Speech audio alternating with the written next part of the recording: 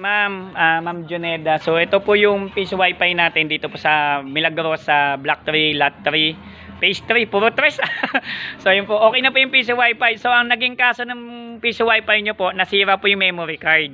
So corrupted siya. So pinalitan namin siya ng memory card. Kasi yung luma yung memory card, binigay ko dun sa anak nyo, 16 gig yung capacitive. Ginawa ko na po siyang 32 gig na Class 10 Urig noon. So binigay ko din po sa anak nyo yung lumang parts na pinalitan. Yun lang naman po yung nasira. Hindi na po siya na-detect, hindi na siya napo-format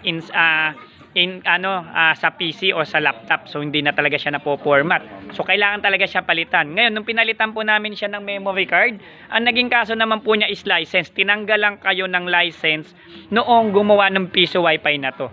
Hindi naman pala daw si BJ yung gumawa, siya lang pala yung nag-setup. But yung license ay naging trial version. So another kaso na naman po yun. Although ni-reformat namin siya doon sa LPB piso wifi, hindi naman siya activated o wala siyang license. So wala po kaming capacity magtanggal ng license kasi hindi naman po sa amin galing yung piso wifi o yung software ng LPB.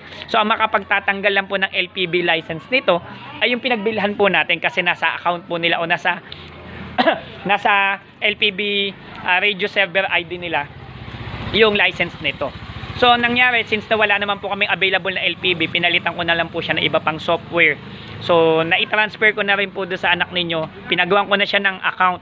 Never na po itong mawawala habang buhay na po. Kahit masunog na po, mawala yung piso wifi.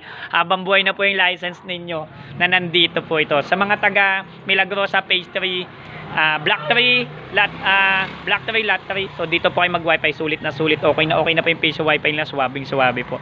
Ayan si Bossing. Maraming salamat po, Bossing. Maraming salamat po, Madam. PC mo gawa mo, don't forget to subscribe.